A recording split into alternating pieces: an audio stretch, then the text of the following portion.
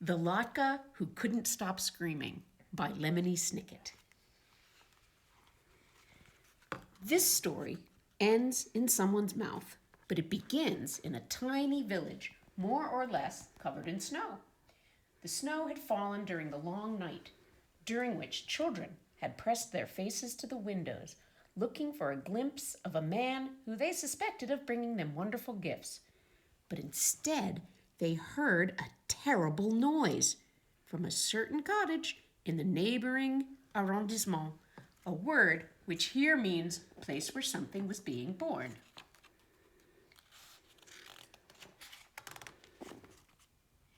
This cottage was already regarded with suspicion, as it was the only place not decorated with flashing colored lights at this time of year.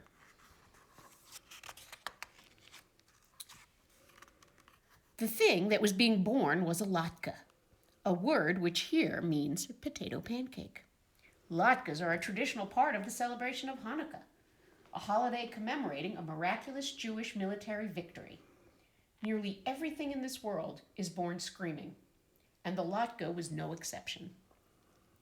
Even though the latke wasn't conceived and born the way you and I were conceived and born, but instead was fashioned from grated potatoes, chopped onion, beaten eggs, and a dash or two of salt.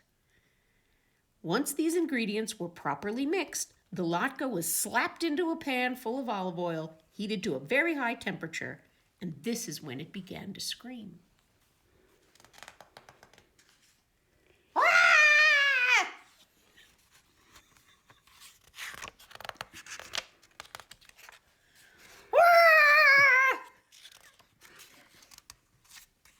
The latke was suffering so much that it leapt out of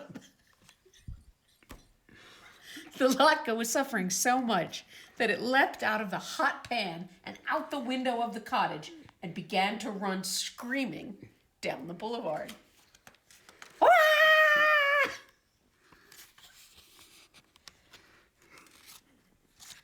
This may seem like unusual behavior for a potato pancake, but this is a Christmas story in which things tend to happen that would never occur in real life.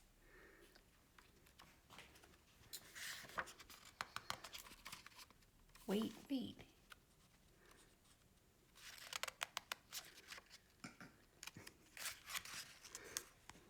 The latke ran past a row of flashing colored lights which hung from the rain gutters of a less suspicious cottage.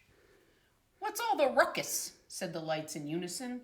"We're the ones who are supposed to be dominating the neighborhood with our cheerful glow."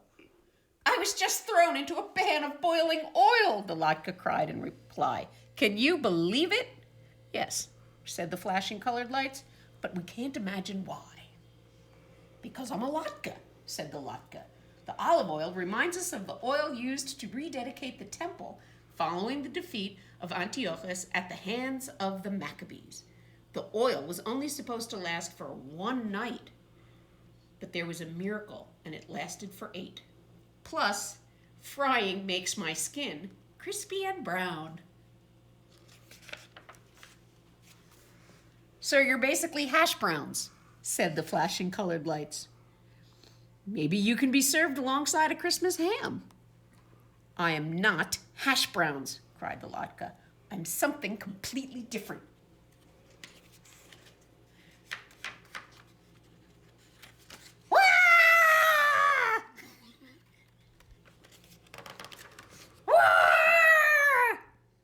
I'm getting his face too.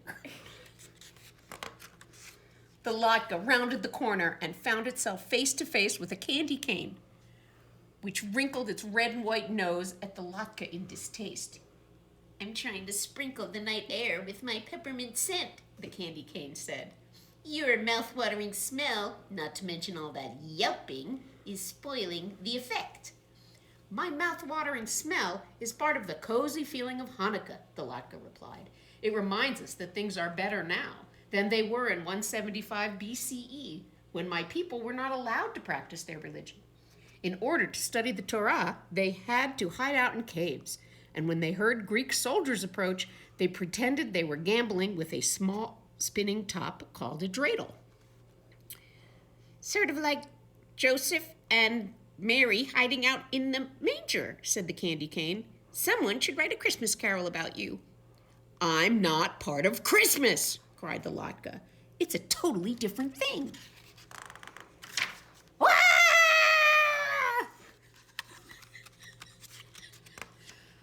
Wah!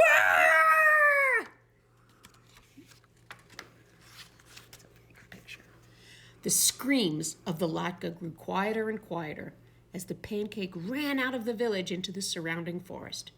Its utter fury was unabated, a phrase which here means the Latke was still very annoyed at the objects to whom it had spoken.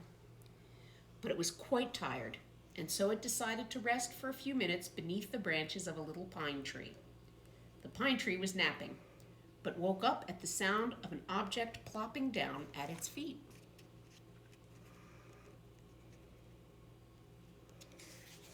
This is the hard part. 'Cause I'm stupid. Are you a present? The pine tree asked. Presents are pretty much the only thing allowed to sit beneath me during this time of year. The Latke sighed. Presents aren't really a big part of Hanukkah, it said in a voice hoarse from screaming. There's nothing wrong with giving gifts to loved ones, of course, but it's more important to light the candles for 8 consecutive nights to commemorate the miracle in the temple and the miracle of victory even when you are thoroughly outnumbered, so you shouldn't give up hope. Plus Santa Claus, said the pine tree. The Latke was too exhausted to scream. Santa Claus has nothing to do with it, the Latke said. Christmas and Hanukkah are completely different things. But different things can often blend together, said the pine tree. Let me tell you a funny story about pagan rituals. But before the pine tree could begin its story, a family came trooping through the snow, searching the forest carefully. We shouldn't have waited until the last minute to get ready for the holiday, said the father in the family, who was holding an axe. You'll never find a good one. You shouldn't give up hope, said the mother, and pointed at the pine tree. Look. It's perfect, said the daughter. Beautiful, agreed the son. Such a marvelous shape, said the mother. And its skin looks so crispy, said the father, and reached down and scooped up the Latke from the snow. We'll need to reheat it, of course, but this will be perfect for Hanukkah dinner with a topping of applesauce, sour cream, or even jam. I'll refry it in oil, said the mother, to remind us of the rededication of the temple. And the triumph of the Maccabees over Antiochus, added the daughter. After hiding in caves all that time, the son chimed in. The father smiled down at the Latke in his mitten, and then stared curiously at his other hand. What was I thinking bringing this axe? He said to himself.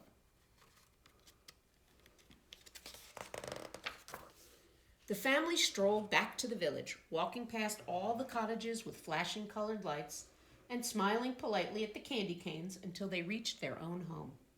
The family carried the Latke into their own home, which was warm and cozy, and sat down at the table, which was lit with the flickering candles of a menorah, or Chanukah, which is a branched candelabra designed specifically for the holiday. It's very frustrating not to be understood in this world. If you say one thing and keep being told that you mean something else, it can make you want to scream. But somewhere in the world there is a place for all of us, whether you are an electric form of decoration, peppermint-scented sweet, a source of timber, or a potato pancake. On a cold, snowy night, everyone and everything should be welcomed somewhere. And the Latke was welcomed into a home full of people who understood what a Latke is and how it fits into its particular holiday. And then they ate it.